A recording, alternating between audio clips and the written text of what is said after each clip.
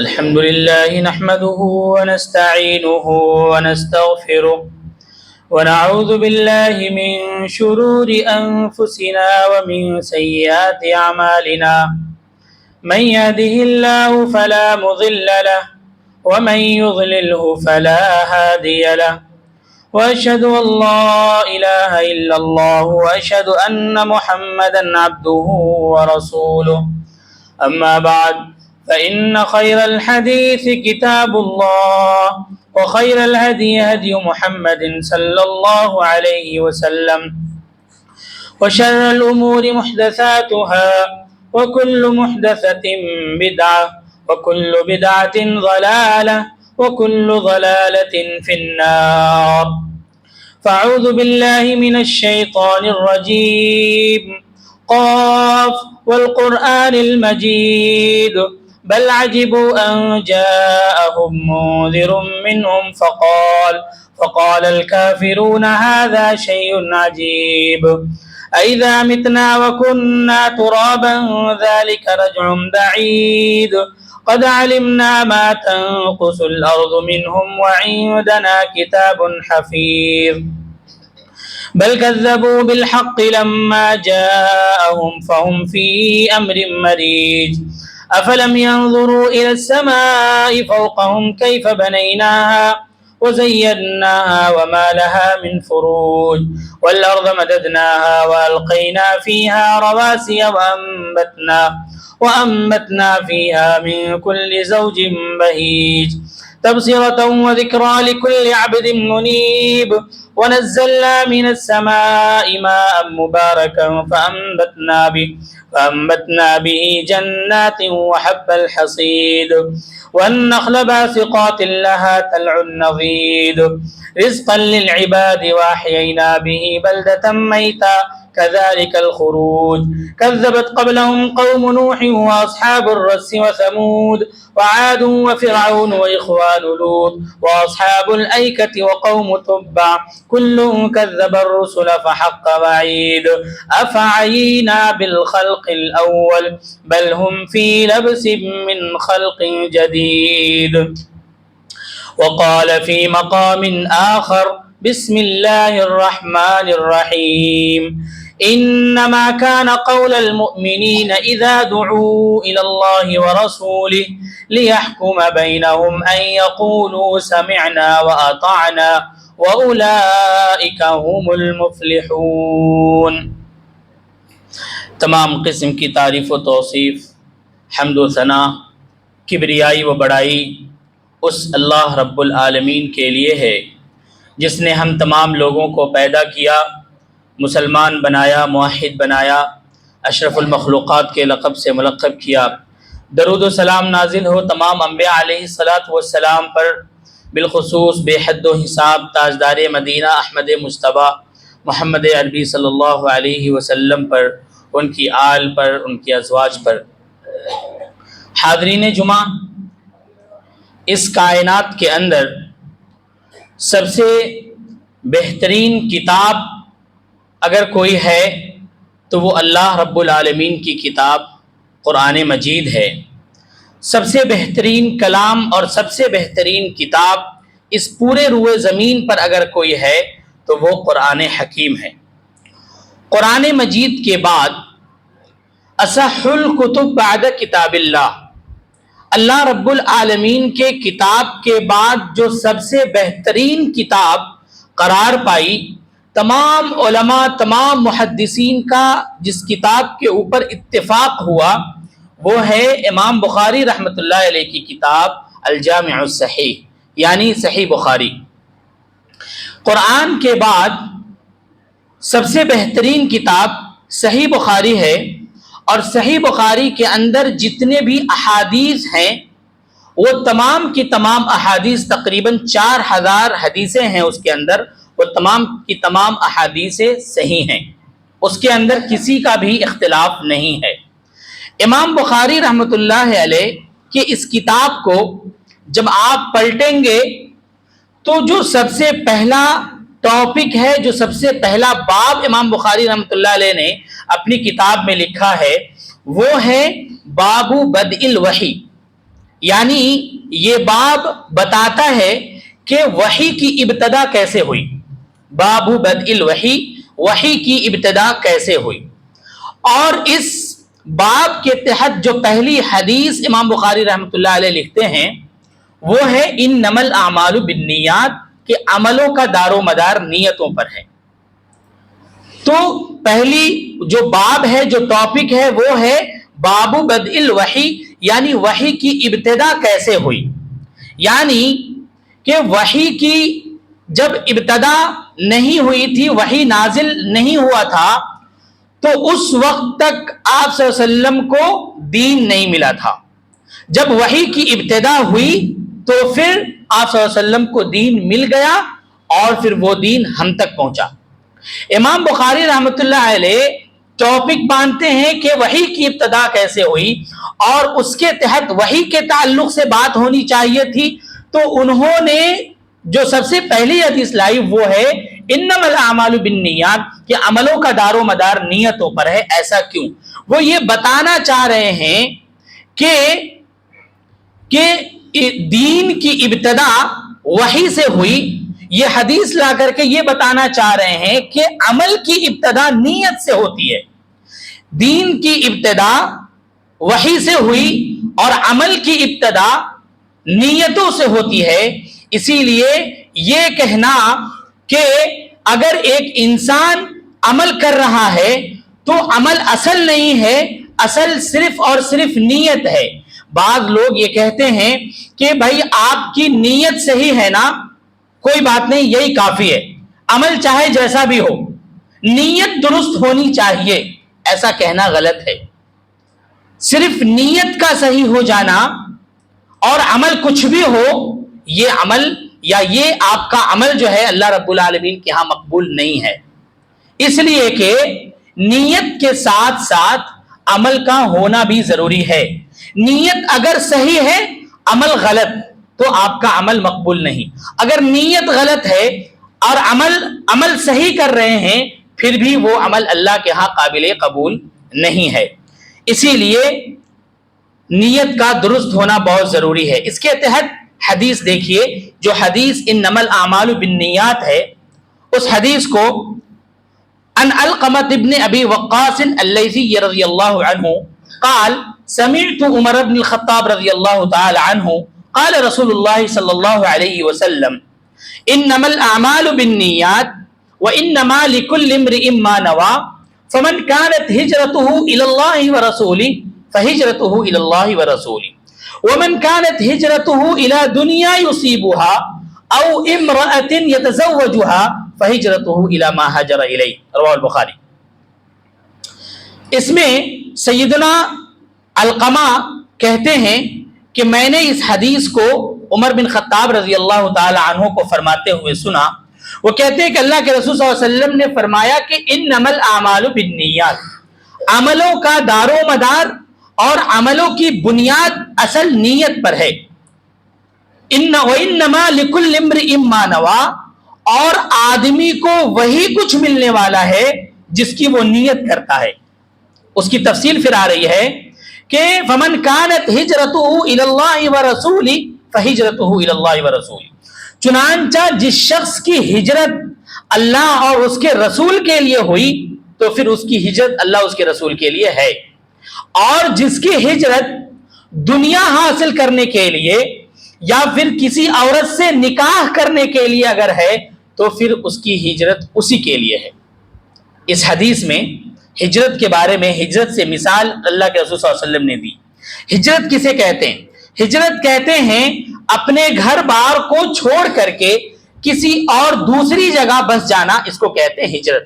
اور انسان کے فطرت میں یہ چیز شامل ہے کہ جب ایک انسان اپنے گھر بار کو چھوڑ کر کے جب ایک جگہ سے دوسری جگہ جاتا ہے تو یہ اس کے لیے پریشان کن مرحلہ ہوتا ہے. بہت ساری پریشانیاں اس کے ساتھ ہوتی ہیں. اب اگر کوئی شخص اتنی پریشانیوں کو اٹھا کر کے ہجرت کرتا ہے، ایک جگہ سے دوسری جگہ جاتا ہے، تو اگر اس کی نیت یہ ہے کہ وہ اللہ اس کے رسول کے لیے اگر وہ ہجرت کر رہا ہے، یا پھر جہاں وہ ہے وہاں پر وہ عبادت صحیح سے نہیں کر پا رہا، اپنے اسلام کو صحیح طریقے سے فالو نہیں کر پا رہا ہے، اگر اس کی نیت یہ ہے تو پھر اس نیت پر، اس ہجرت پر اسے اجر و ثواب مرتب ہوگا۔ لیکن اگر وہیں پر کوئی شخص ہجرت کر رہا ہے مال حاصل کرنے کے لیے، دنیا حاصل کرنے کے لیے، یا پھر کسی سے شادی کرنے کے لیے، اس طریقے سے اگر یہ نیت ہے تو پھر وہ نیت اس کو وہ چیز ملتی ہے، اسے ثواب اور اجر و ثواب اس پر نہیں ملے گا۔ تو گویا کہ نیت اہم ہے۔ یہاں دیکھیے ایک بندہ نیت کیا اللہ اس کے رسول کے لیے تو پھر وہیں پر اسے وہ ثواب ملا، لیکن ایک بندہ ہجرت کر رہا ہے، وہی عمل کر رہا ہے، لیکن اس کی نیت بدل گئی، نیت دنیا حاصل کرنے کے لیے ہو گئی، تو پھر اسے اس کے اوپر ثواب نہیں ملتا۔ اسی لیے نیت آپ کی جو بھی ہو، نیت ایک ہی تھی ہجرت کی، لیکن عمل غلط ہو گیا تو پھر ثواب نہیں ملتا۔ پتہ یہ چلا کہ اگر نیت اچھی ہو تو عادت عبادت بن جاتی ہے، اور اگر نیت اچھی نہ ہو تو پھر عبادت بھی عادت بن جاتی ہے۔ جیسے کہ ہمیں حکم ملا کسی چیز کے اوپر، جیسے کہ انسان سوتا ہے رات میں، سونا یہ کیا ہے؟ ایک عادت ہے، ہر انسان رات کے وقت سوتا ہے۔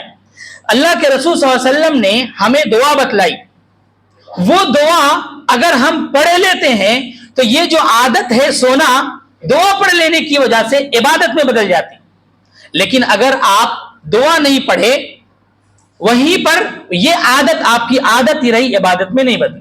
تو گویا کہ اگر نیت اچھی ہو، ایک بندہ سو رہا ہے تو اللہ رب العالمین کا نام لے کر کے سو رہا ہے، تو یہاں پر اس کی یہ عادت عبادت میں چلی گئی، لیکن وہیں اللہ کا نام لے کر کے نہیں سو رہا، تو وہ عادت ہی رہی، یعنی عبادت جو ہونے والی تھی وہ عادت میں بدل گئی۔ اسی لیے نیت کا درست ہونا اور عمل کا درست ہونا یہ بہت ضروری ہے۔ اسی طریقے سے نیت اگر اچھی ہو اور آپ کا عمل اتباع رسول کے مطابق اگر نہیں ہے تو پھر وہ عمل بھی اللہ کے رسول کے یہاں، اللہ رب العالمین کے یہاں مقبول نہیں ہے۔ دلیل کیا ہے؟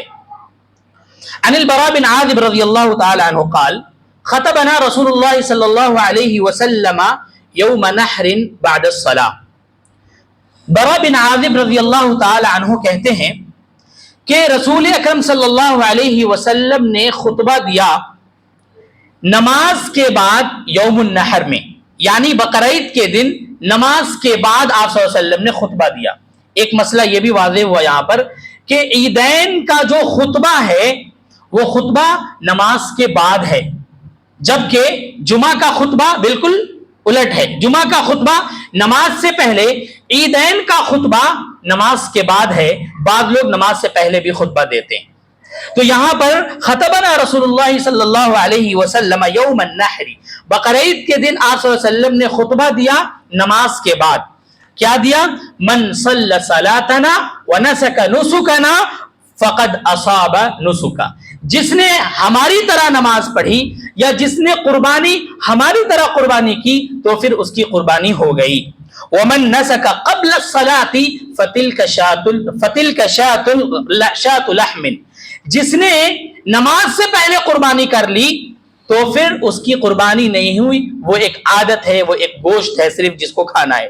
فقام ابو بردہ بن نیار کھڑے ہوتے ہیں اور اللہ کے رسول صلی اللہ علیہ وسلم کے سامنے کہتے ہیں اللہ کے رسول صلی اللہ علیہ وسلم، ہم نے ایک بکری خریدی ہے اور ہماری نیت یہ تھی کہ ہم اسے خالص اللہ کے راہ میں قربانی کریں گے، لیکن ہمیں تو یہ مسئلہ معلوم نہیں ہوا تھا، ہم نے اپنے اس بکری کو جو اللہ کے نام پر ہم نے لیا تھا کہ قربانی کریں گے، ہم نے نماز سے پہلے اسے قربانی کر دی اور ہم نے اس کے اندر جلدی کیا، اور جلدی کرنے کے بعد ہم خود کھائے، اس کا گوشت اپنے اہل و عیال کو بھی کھلایا، اپنے پڑوسیوں کو بھی بانٹا۔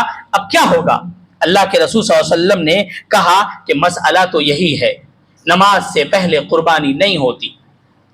پھر ابو بردہ بن نیار کہتے اللہ کے رسول صلی اللہ علیہ وسلم فَإِنَّ عِنْدِي عَنَاقًا جَزَعًا، ہمارے پاس ایک موٹی تازی بکری ہے لیکن وہ दांत नहीं हुई अभी उसे, क्या हम उसे कुर्बानी कर लें?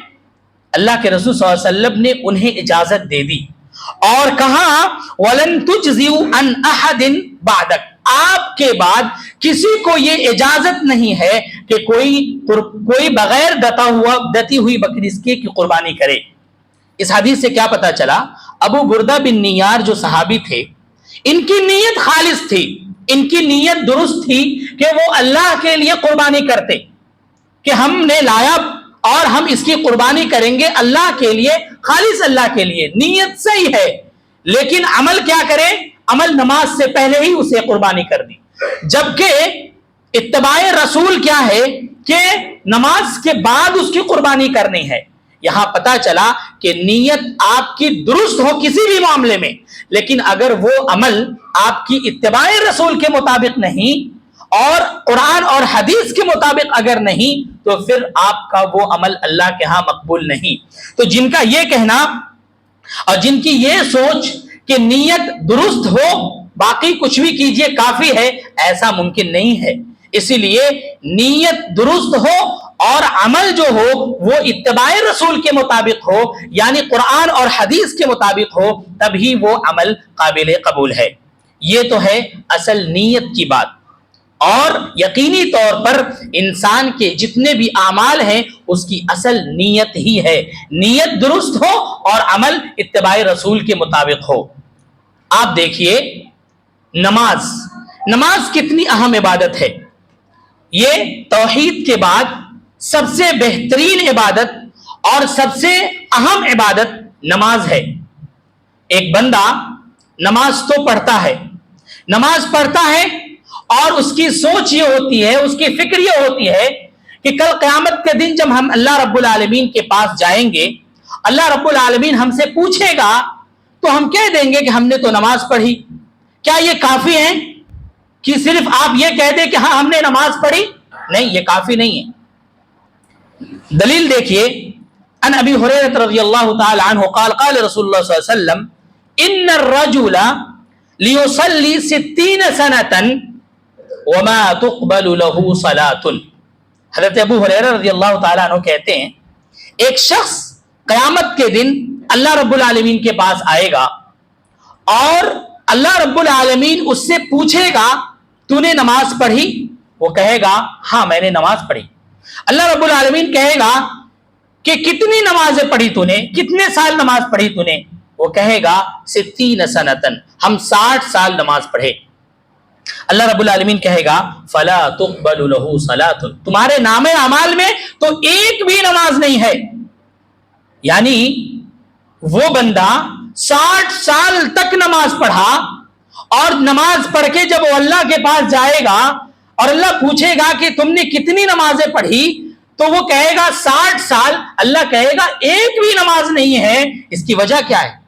इसकी वजह यह है कि तूने नमाज तो पढ़ी लेकिन इत्तबाए रसूल के मुताबिक नहीं पढ़ी। रसूल सल्लल्लाहु अलैहि वसल्लम ने जो हमें हुक्म दिया था, जो तरीका बताया था, उस तरीके पे तूने नमाज नहीं पढ़ी, तुम्हारी पूरी जिंदगी की नमाज तुम्हारे मुंह पे मार दी जाएगी। आज लोग हज पर जाते हैं, उम्रे पर जाते हैं और वो ये सोचते हैं कि काबा में नमाज पढ़ने का जो सवाब है वो 1 लाख, अगर कोई 1 रकत पढ़ता है तो 1 लाख रकत की सवाब मिलती। वो 40 दिन 50 दिन रह के काउंट करता रहता है कि हमने इतनी नमाजें पढ़ ली, इतनी नमाजें पढ़ ली। लेकिन वहां भी जाकर के अगर आप इत्तबाए रसूल के मुताबिक अगर आपने नमाज नहीं पढ़ी तो फिर आपकी नमाज काबिल कबूल नहीं है। एक बंदा 60 साल तक नमाज पढ़ता है और उसके नामे अमाल में एक भी नमाज नहीं लिखी जाती। ये दिल को हिला देने वाली हदीस है मेरे भाइयों। आप नमाज तो पढ़ते हैं, आप नमाज पढ़ते हैं, पूरी जिंदगी नमाज पढ़ते, लेकिन उस तरीके पर नमाज नहीं पढ़ते जो तरीका आप सल्लल्लाहु अलैहि वसल्लम का था, तो फिर वो नमाज काबिल कबूल नहीं। अल्लाह के रसूल सल्लल्लाहु अलैहि वसल्लम ने कहा सहाबे कराम को, सल्लु कमा रअयतुमूनी उसल्ली, ए लोगों नमाज पढ़ो तो मेरी तरह नमाज पढ़ो, जैसा कि तुम मुझे देखते हो नमाज पढ़ते हुए उस तरीके से नमाज पढ़ो। जरा जायजा लीजिए आप, कितने ऐसे लोग हैं जो अपने नमाज के बारे में اپنے نماز کے بارے میں اپنے علماء کے پاس جا کر کے آپ نے پوچھا کہ ہم جو نماز پڑھتے ہیں کیا یہ صحیح ہے؟ دلیل کیا ہے؟ کیا یہ صحیح طریقہ ہے یا نہیں ہے؟ یہ پوچھنا ہے آپ کو اپنے علماء تک جا کر کے پوچھنا ہے کہ کیا یہ صحیح ہے، کیا یہ غلط ہے۔ کبھی نہیں پوچھتے ہم، اپنے جو میجر مسائل ہیں ہم اس کے معاملے میں تو پوچھ لیتے، لیکن جو عادت ہے، جو روزانہ آپ نماز پڑھتے، اس کے بارے میں ایک ایک چیز کے بارے میں آپ کو پوچھنا ہے، ایک ایک چیز کے بارے میں آپ کو جاننا ہے کہ یہ عمل صحیح ہے یا یہ عمل غلط ہے، یہ عمل قرآن اور حدیث کے مطابق ہے یا نہیں، یہ آپ کو تلاش کرنا ہے میرے بھائیوں۔ اسی لیے وقت ہے اس سے پہلے کہ وہ دن جب ہم قیامت کے دن اللہ کے سامنے جائیں اور اللہ رب العالمین ہم سے پوچھے اور یہ کہے کہ تمہارے پاس تمہارے نام اعمال میں ایک بھی نماز نہیں۔ تو اسی لیے صلو کما رأیتمونی اصلی، کہ نماز اس طریقے سے پڑھو جس طریقے سے تم مجھے دیکھتے ہو نماز پڑھتے ہوئے۔ اس کے بعد دیکھیے امام بخاری رحمۃ اللہ علیہ کی ایک استاد ہیں امام حمیدی، وہ بیان کرتے ہیں کہ ہم اپنے استاد امام شافعی رحمۃ اللہ علیہ کے پاس موجود تھے۔ امام شافعی رحمۃ اللہ علیہ کے پاس ایک شخص آتا ہے اور وہ کہتا ہے، وہ اپنا ایک مسئلہ رکھتا ہے، اس مسئلے کے بارے میں پوچھتا ہے، قضا رسول اللہ صلی اللہ علیہ وسلم کذا و کذا۔ اس مسئلے کے بارے میں امام شافعی رحمۃ اللہ علیہ کہتے ہیں کہ اس مسئلے میں اللہ کے رسول کی یہ حدیثیں ہیں۔ وہ بندہ تھوڑی خاموش رہتا ہے، اس کے بعد کہتا ہے کہ چلیے اس مسئلے میں تو یہ اللہ کے رسول صلی اللہ علیہ وسلم کی حدیث ہے، ما تقول انت، آپ کی کیا رائے ہے اس مسئلے میں؟ امام شافعی رحمۃ اللہ علیہ غصے کی حالت میں کہتے ہیں، سبحان اللہ ترانی فی کنیست، کیا تم مجھے کسی گرجا گھر میں دیکھ رہے ہو؟ کیا تم مجھے کسی مندر میں دیکھ رہے ہو؟ کیا تم مجھے وہ زنار لپیٹے ہوئے دیکھ رہے ہو جو غیر مسلم لپیٹتے؟ میں کہہ رہا ہوں کہ اس مسئلے میں اللہ کے رسول کی یہ حدیثیں ہیں اور تم کہتے ہو کہ آپ کی کیا رائے ہے؟ ما تقول انت، آپ کی کیا رائے ہے، آپ کیا کہتے ہیں اس کے بارے میں؟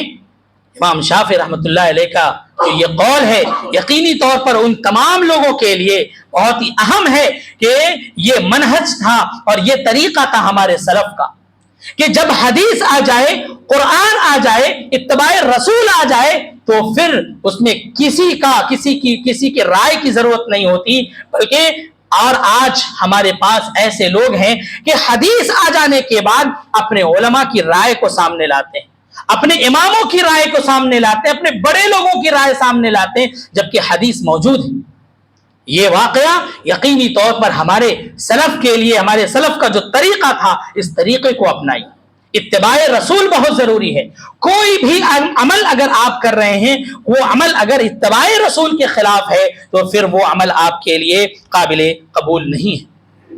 اسی طریقے سے ایک اور حدیث عن ابن عباس رضی اللہ عنہما انہ طاف مع معاویہ رضی اللہ تعالی عنہ، ابن عباس رضی اللہ تعالی عنہ معاویہ رضی اللہ تعالی عنہ کے ساتھ طواف کر رہے تھے۔ طواف کرنے کے دوران معاویہ رضی اللہ تعالی عنہ 2 رکن کا استلام کیا اور اس کے بعد جو شامی رکن ہے اس کا بھی استلام کیا۔ حضرت عباس رضی اللہ تعالی عنہما دیکھے اور کہا کہ اے معاویہ یہ کیا ہے؟ اللہ کے رسول صلی اللہ علیہ وسلم تو صرف 2 رکن کا استلام کیا، آپ یہ 4 رکن کا استلام کر رہے ہیں۔ معاویہ رضی اللہ تعالی عنہ اپنی عقلی دلیل دیتے ہیں اور کہتے ہیں لیس شیء من البیت مہجورا، یہ تو وہ گھر ہے جس کی کوئی بھی چیز چھوڑنے کے لائق نہیں، چنانچہ اس میں کیا حرج ہے؟ آج بھی لوگ کہتے ہیں کہ یہ عمل میں کر رہا ہوں، کیا حرج ہے؟ بھائی حرج ہے اس میں، اس کے بارے میں پھر دلیل دیتے ہیں۔ حضرت عباس رضی اللہ تعالیٰ عنہ کہتے ہیں لقد کان لکم فی رسول اللہ اسوۃ حسنہ، ہمارے لیے آپ صلی اللہ علیہ وسلم کی زندگی ہی اسوہ حسنہ ہے۔ اپنے ہر معاملے میں ہمیں اسوہ حسنہ اگر کوئی ہے ہمارے لیے تو وہ ہے اللہ کے رسول صلی اللہ علیہ وسلم۔ ہمارا کوئی بھی عمل چاہے کسی اور کی رائے ہو، کتنا بڑا امام ہو، کتنا بڑا محدث ہو، مفقہ ہو، کوئی بھی ہو، اس کی رائے اللہ کے رسول صلی اللہ علیہ وسلم کی جب حدیث آ جائے تو پھر وہ قابل قبول نہیں ہے۔ جہاں اللہ کے رسول صلی اللہ علیہ وسلم کی حدیث آ گئی، جہاں قرآن آ گیا، تو پھر ہمارے لیے ساری چیزیں ختم۔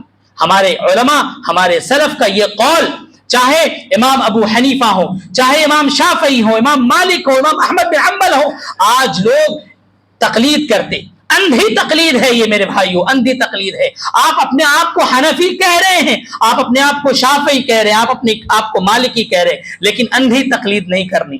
امام مالک، امام شافعی، امام احمد بن حنبل، امام ابو حنیفہ، یہ سارے کے سارے ائمہ جب آخر میں یہ بات کہہ کر گئے کہ ہماری بات اگر قرآن اور حدیث سے ٹکرا گئی تو تم میری بات کو چھوڑ دینا، لیکن آج ہمارے لوگ علماء کے اور ان ائمہ کے اقوال کو، کہ امام ابو حنیفہ کا قول ہے، امام مالک کا قول ہے، امام شافعی کا قول ہے، حدیث آ جانے کے بعد بھی ان قول کو اندھی تقلید کرتے، آنکھ بند کر کے عمل کرنا ہے۔ امام ابو حنیفہ نے یہ بیان فرما دیا، امام شافعی کا یہ قول ہے۔